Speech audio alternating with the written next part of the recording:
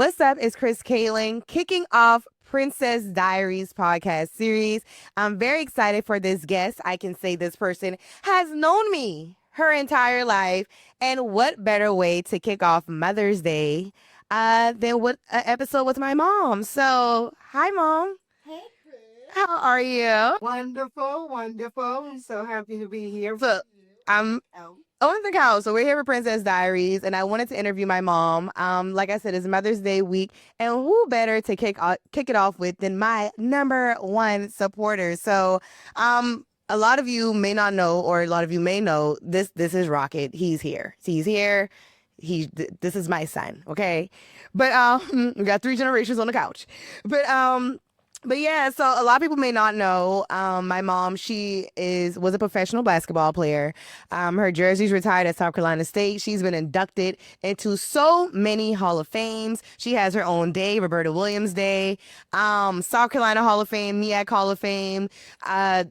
She's in the Knoxville, Tennessee. She's in the Women's Basketball Hall of Fame in Knoxville, Tennessee.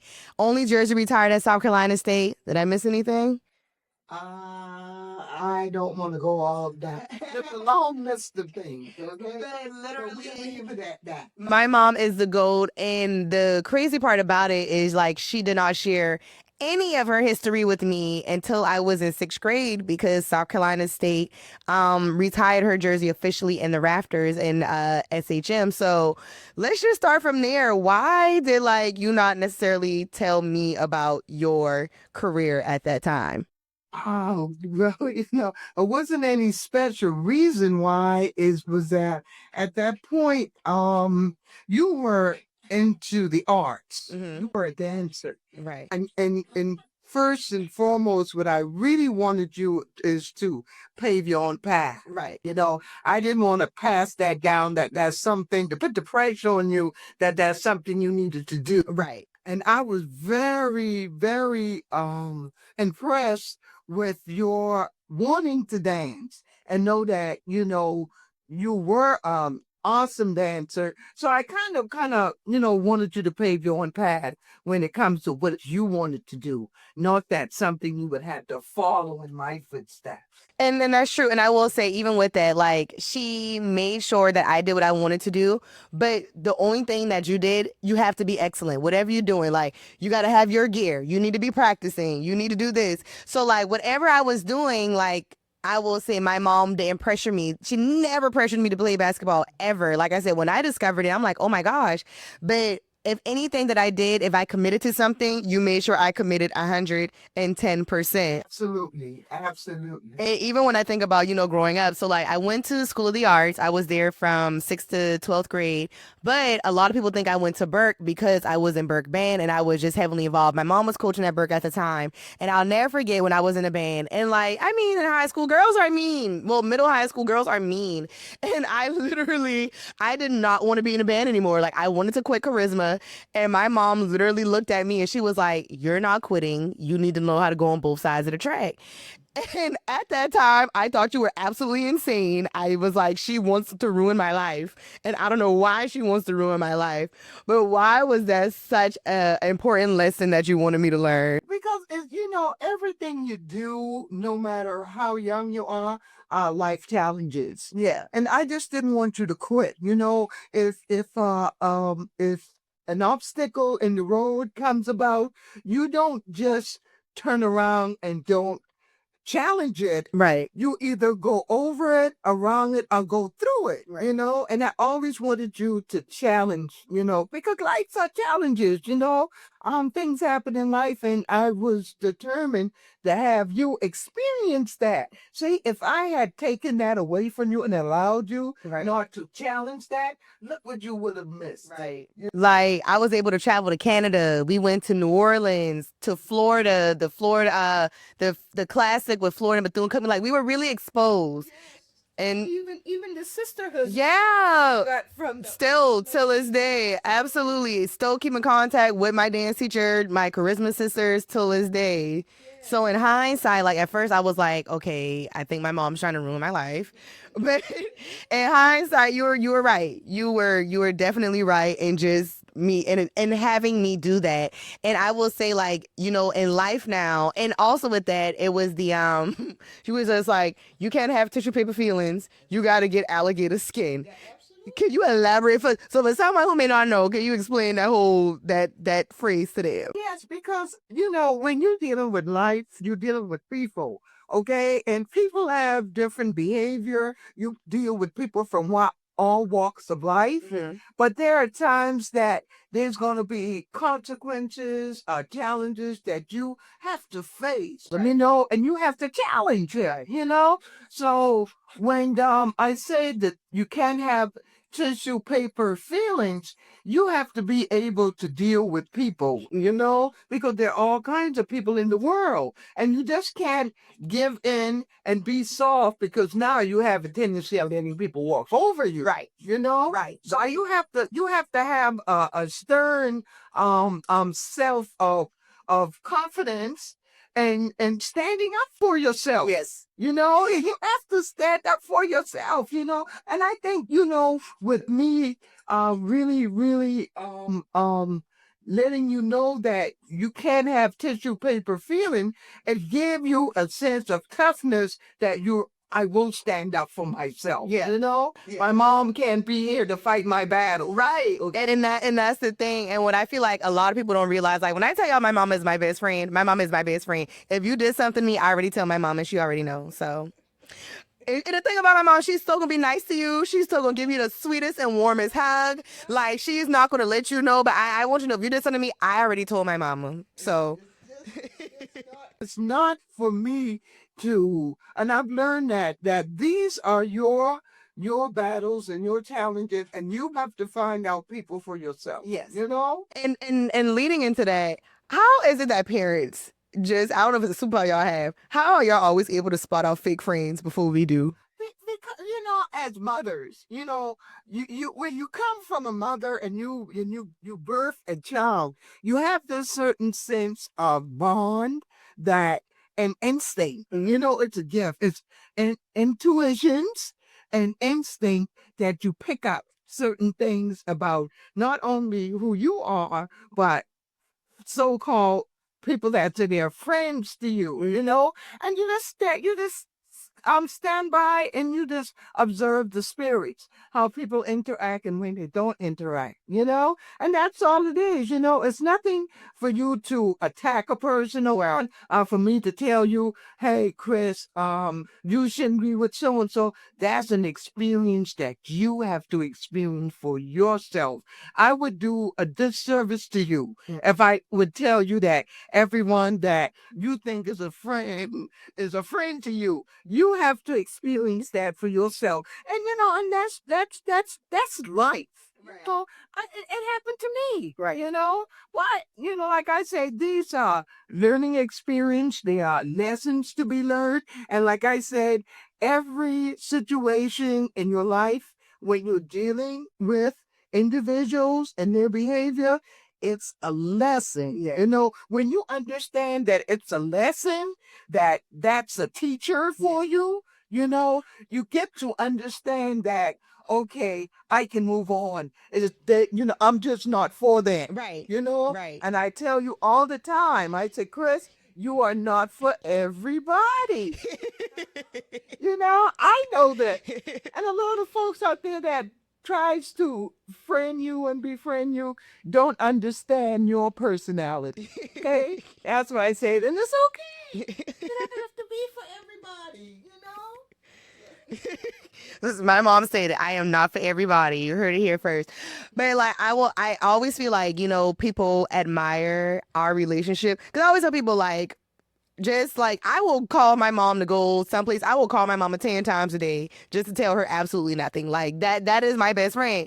So it's just like when I think about our relationship, when you were growing up, like did you have a relationship like that with your mom, or is it something that you wanted to foster? Because if you didn't know, my mom is one of eight, so she got eight siblings, and I know because and it's different because it's just me and my brother, so I know that contrast when you have that many siblings, how it could be different. And you're so right. When I think about the way I was raised as a child with my mom, and the way of what mothers does today and the relationship with the mother and the daughter has evolved because I raised out with the mother in the house taking care of the kids, cooking the food, making sure you dress to go to church, but it has that position as a mother now has evolved to mothers are professional folks, mothers go out to, are breadwinners, a lot of single mothers. So it's the whole relationship is different. My mom and I, she was more of a person that um that created foundations for us. Yeah. Morals and values, Right. spiritual foundation. Make sure you're in Sunday school. You go to school and you get A's and B's. Right. Um, you have chores to be done. The chores are being done. And now, when it comes to my relationship with you as a mother, I realize that in these days and time, I have to be more vocal with you, more open with you, more transparent. So, I think mental health is a big deal now with relationship Yeah. with mothers and daughters, or mothers and sons, or just mothers with their children. Right. At one time that wasn't a huge It was a taboo. yes, Yeah. wasn't spoke, but now has the relationship for mother and daughter have evolved to you got to know what your daughters are doing, who they are involved with, what's going on in their life. You have to have a sense of transparency. Yeah. And I know when I grew up, a lot of things you didn't talk about and you couldn't talk about. Right. Oh, didn't talk about Right. what goes on in this house. How dare you be that transparent to go deep into what's going on with you? What is going on with your relationship? Right. Who are the folks you are hanging out with? Do you know that was never a question. We never entertained that. Right. Because it was more like a military mentality that you just don't be with so and so because so and so. But now it's just so open now Right. for this generation. But I think that you would have to know what's going on mentally, emotionally, spiritually, and physically with your daughters when it comes to relationships and sons. Yeah. When it comes to relationship and the kind of a relationship they're in with other folks. And I'm glad you said that. So I do have an older brother. My brother and I were 10 years apart. I always tell people when my mama had me, I was a oops baby. 'Cause 10 years, like, girl, what are you doing? But I always tell people, like, I will never get in the middle of my mom and my brother's relationship because I feel like a mother and son relationship is something special, especially with a Southern mother. Like, I don't know what it is. So, like, what is that relationship just with a mother and son? Oh my goodness, it's and you know what? And you're right. It's a sub. I don't know if it's a southern thing, but with southern mothers, these sons do no wrong. And he go outside and say it's purple outside. She could say Travis said the cloud is purple. Right. It's just that certain bond with a mother and a son that we do put on these rosemary glasses, okay? We do sometimes refuse to see, you know, them as they truly are. Because we always want our kids to be we put these expectations on about what we want. Right. But I would say now, as far as the relationship with the mother and son, it's very special. Yeah. It's a special one, and it's something that sometimes you can't explain, but you get to the point, a level of acceptance that, well, I know who he is now. Right. And it comes to a point in that relationship where you do take off the rosemary glasses. Right. And you get to see them for who they are. But that unconditional love is there. It surpasses everything. It surpasses everything, and Travis knows that. He knows no matter what, he knows that when he comes to me, he knows that it's unconditional love. Absolutely. It don't matter. And that's why I stay out. I stay out of it. I don't get in the midst of it because I don't. The bond is insane to me, but whatever. I love that for y'all. So like after your son mother bond. So and I will say so like growing up, my mom played basketball. So I feel like a lot of people may have had preconceived notions about her or who they thought she was. So 31 years ago, you find out you are having a girl. Were you scared? Like how did you feel? Well, I wasn't afraid. Rocket, would you move? I wasn't afraid, but what I did know that all my life people underestimated me. As far as being a mother, I don't know what in some folks' eyes that a mother's supposed to look like and what you're supposed to be like. That stereotypical mother that people would in their mind think that you're supposed to be. But I know that I came from one of the greatest mother in the world. I knew how I was raised. Right. So I just take that same all the tools I was given by my mom to raise my daughter. I grew up with ribbons and dresses and lace socks and Buster Brown shoes. When I got to be older, I could make my own decision what I wanted to wear. Right. But listen, I was raised with Shirley Campos and ribbons. So I knew I just took that into motherhood when I had my girl. That's why when every time they saw you, you had your little purse, you had your ribbons on your hair, you had your lace socks, and you had your divine Peter Pan collar dresses, and your My gloves. your gloves, and your what's the little outfit with the Oh, the duster. the duster. Okay. So yeah, that's what mother raising a daughter. It was never a challenge for me. Never, never. When I tell y'all, I was always ready for tea at high noon. Always ready for tea at high noon. The fit was always there. And that's the thing is just like so many things that you instilled in me. And even when it comes down to fashion, the way I dress, just the way I carry myself, the way I do certain things, it's just like your DNA is just so wrapped up into that. So that's why, when people are just like, I'll never forget when I was a debutante and it was this lady, she's no longer living, but she was there. She was just kind of like, she went up to my mom and she was like, is Chris your biological child? Now, mind you, when you look at us, we look alike. And it was crazy because the very next day we went to the hair store and the man working behind the counter, he was like, is that a mirror? Is that a mirror? So I'm just like, this man who doesn't even know me and my mom, like, say that, okay, Rocket, say that we're, twins. And for her to say something like that, but just the way you handled it, it was just such a class act. So do you feel like that's something that you got your whole life?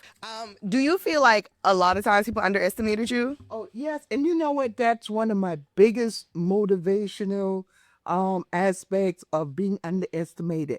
People have a tendency of when they look at me, they choose to put me in a box. They would put labels on me and put limitations on me, and that was one of my greatest challenges is that that's not who I am, Right. not who you think I am. Right. I'm this person that is an individual and I do more than just play basketball. And I think people just wanted to, and even now, I feel like with social media, like, if you do one thing, people just want to like you just do that. Yeah. And like like you just play basketball, that's the box I'm gonna put you in. Yes. I don't care if you like fashion, I don't care if you want to speak to people and help people.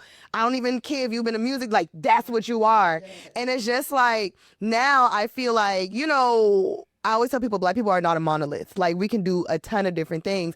But I feel like growing back up in that time is just kind of like if you're good at this one thing, you just got to make sure you do that one thing. But I always tell people, I was like, my mom has lived so many lives. Like she's lived in San Francisco and New Orleans and all these different places. And like that was one phase. Then the next phase of your life, you were teaching. Then in one phase of your life, you were a drug and alcohol counselor. So it's just like granted, I wasn't born when you were playing basketball, but from the time where as a kid, I just always saw you reinventing yourself. Like my mom was rocking a high top fade before people were doing that. Like women weren't rocking, especially in Charleston. Like, but you were just always different and you just did what you did. And I just always admired that. And hey, we're not talking to you right now. Come here.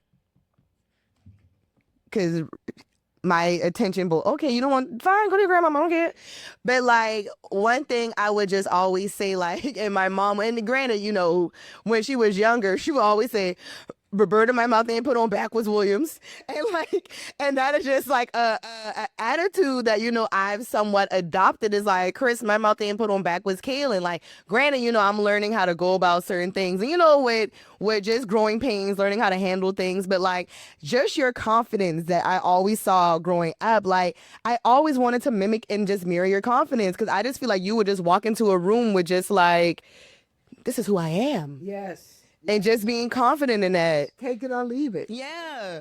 I know, and that's my whole journey, is to know who I am. Yeah. This person that God put on this earth with these many gifts. Right. And I utilize those gifts because I challenge myself. When I got the call to be the music teacher at James Simmons, I just knew that with the confidence, I just knew that that's something I could do. Right. And now if you from the city of Charleston and you like about 30 or over, black lift every voice and sing. Lift every voice and sing. You need to stop. I had this awesome choir at James Simmons with kids that would engage in Right. singing. But because of how I impacted in their lives, it gave them that confidence. Right. They joined the choir. We had kids that I produced stage plays. Sure did. I had awesome plays, but if a lot of people don't know that side of me, Right. yes, you were there, Right. present, or they would just say, nah, it's no way you did that. Because you got people who literally, we'll be in a grocery store, you got people who like walking with canes asking my mama, you still can shoot that ball? Like, man, can you? That's all they see is that athlete. Does it get annoying, or do you just know? It does. It gets annoying, but I give folks grace. Right. Because you were great at that. Like you and all these different women basketball players, and I love how WNBA is really popping on now, but they're standing on your shoulders. So in one breath, I feel like, it's a sign of respect, but it's just like, why is y'all asking my mom if she's still playing basketball? You going out there to play a game with her? Like, are you going to go play a game with my mom? Let me see you put your shoes on. So, and those folks I look at as dedicated fans. Absolutely. Because they love you. And they're still there. Yeah. They sing because they haven't seen other sides of me. Right. Right. Right. If that's what they see me as, Roberta, the GOAT, the basketball player, I can live with that. Yes. And I think the beauty is, I feel like maybe I'm the only person that can see all those sides of you. Like I said, I missed the basketball era, but like just to know about it and just to see everything else and just to like get to know you like as a person. So like oftentimes there was this trend on TikTok, and I can't remember what it was exactly, but it was like girls who do not have good relationships with their moms. And I could not relate to that at all. So like, how do you feel about like girls who just don't have good relationships with their moms? So that goes back to the mother can't give what she doesn't have. Right. That's a generation thing. Right. That if young ladies don't have relationship with their mothers didn't have relationship with their mothers. Right. Their mothers didn't have good relationship with their mom. And it's almost like a generational curse. Yeah. That is passed down. Yeah. But fortunately. Yeah. Unfortunately. And it's a lot of young ladies out there that don't have what we have, So I see it as truly a gift. Yeah. And a blessing. And I thank God for my mom. Yes, y'all. Like, so my granny, she's no longer living. When I tell y'all that, but my BFF. So a lot of times when you hear me say stuff like leopard don't change their spots, or you hear like you done lick your candy and drop it in the sand with me, those are things that I got from my grandmother, because I spent so much time around my grandmother, my maternal grandmother, my mom's mom, and like my granny was my best friend. And it's just like, even with grief, so granny has been gone how many years now? 8 years. So like even like with grief and with a mom, like how do you even navigate that? Well, I always think about my mom because she had so much faith. She had so much faith in God. My mom grew up with a foundation of faith in the church and religion, because I watch her and observe her how she grieved through losing two daughters. Right. Tragically. Right. And I knew it was only faith. Right. And when I realized that, it's from just having the faith and turning things over to God and trust and believing and trusting in God, that it gives you a sense of strength Yes. and a reason to keep living, keep loving, and to keep going on, you know, and just this total dependency on the God Yes. she trusted, that she truly trusted and had faith in to take her this far, and when you say, how do I get through that, it shows up. But when it shows up, it gives me a lot of strength and it gives me a lot of joy of knowing that she really trusted God. Yes, she did. Really tough, because after losing two daughters tragically, she also lost a husband. Right.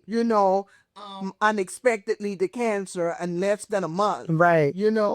So she's been through a lot, and she just really demonstrated having faith in God and how far that takes you. Yes. Oh, being my mom and just, seeing different things that I've done, what has been one of your most proudest moments of me? Oh my goodness, your tenacity, your creative mind. Listen, I seen her put things on paper, on her vision board, but actually to sit back and see her actually have all these thoughts and creativity materialize in person, it's I'm speechless sometimes, of your creativity and the fact that you really have that confidence of doing what you do and you do it well.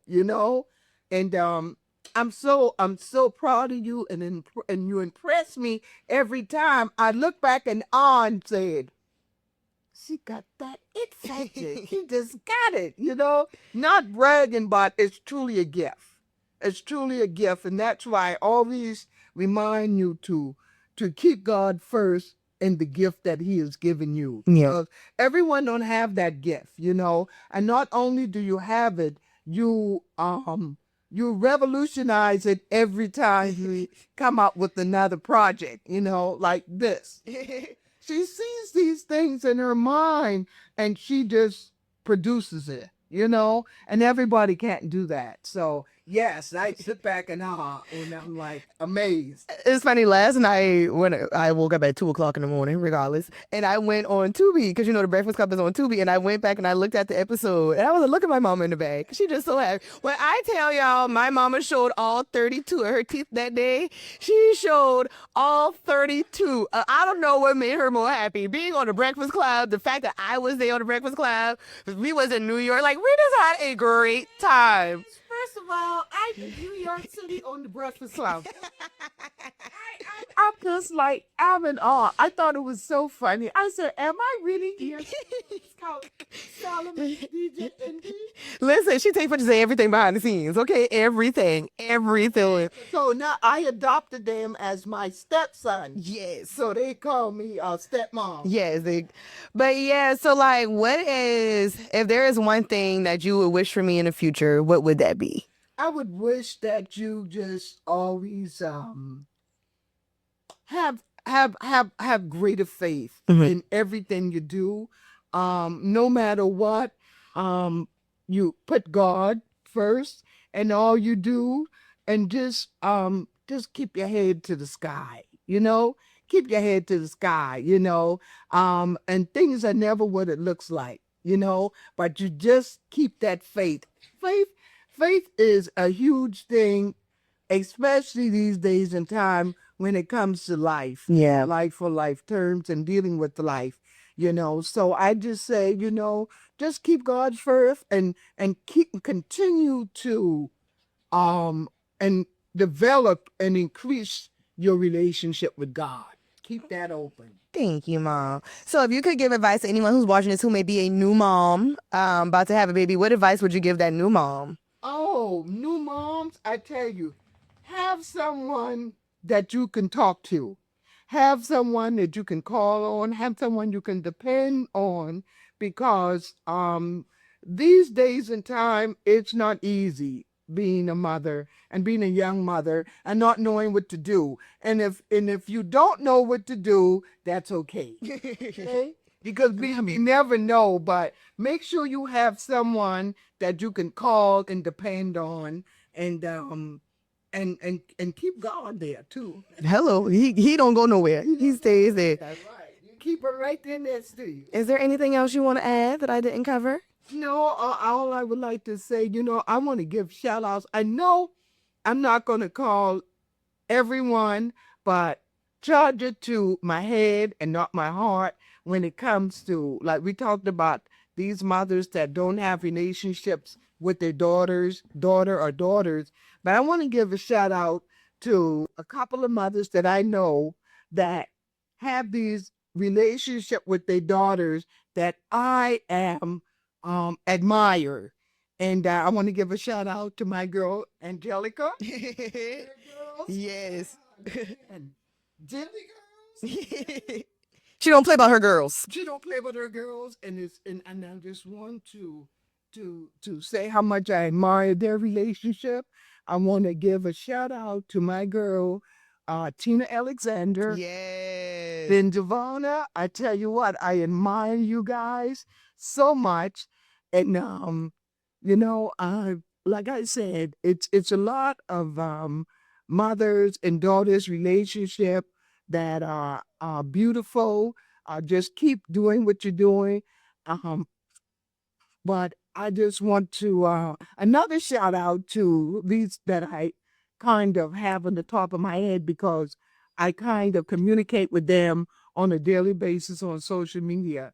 And that's Jovine. Oh yeah. Now, that's the baby. I really admire these relationships. And listen, because we have this relationship with our daughters, like it's not saying that everything is all it was all easy. They are challenging, very challenging. But the relationship and the transparency and the experience that we go through, that they still on the other side make us so proud of them. So happy Mother's Day. If you're struggling as a mother, please reach out to somebody who could be there for you, who could just sometimes a shoulder to lean on, arms to put around the hug, and just give you a sense of hope. Yes. A sense of happy Mother's Day to all the beautiful mothers. And happy Mother's Day to my favorite mommy in the person in the whole wide world. Happy Mother's Day, mommy. Thank you for every lesson that you've taught me. Thank you for all the things that you instilled in me. Thank you for always reminding me to keep my head up, even though when I just feel so small and so low, you just continue to speak life into me. You just continue to just keep me covered. And honestly, whenever that time comes, if I can be a tenth of the mother that you are, I would be fantastic. So I love you so much. All right, and this wraps up a chapter in my diary. Thank you so much for tuning in. You can connect with me on socials, Chris Kalen on Instagram, Facebook, _Chris Kalen on X and TikTok. And make sure you are booking your session at Link Studio so you can come and record your podcast. Make sure you are subscribing to the Princess Diaries on all platforms. You got anything you want to say, Rocket? You ready to go walk? Anything? Any last words? Rocket says Happy Mother's Day. Thank you guys for tuning in.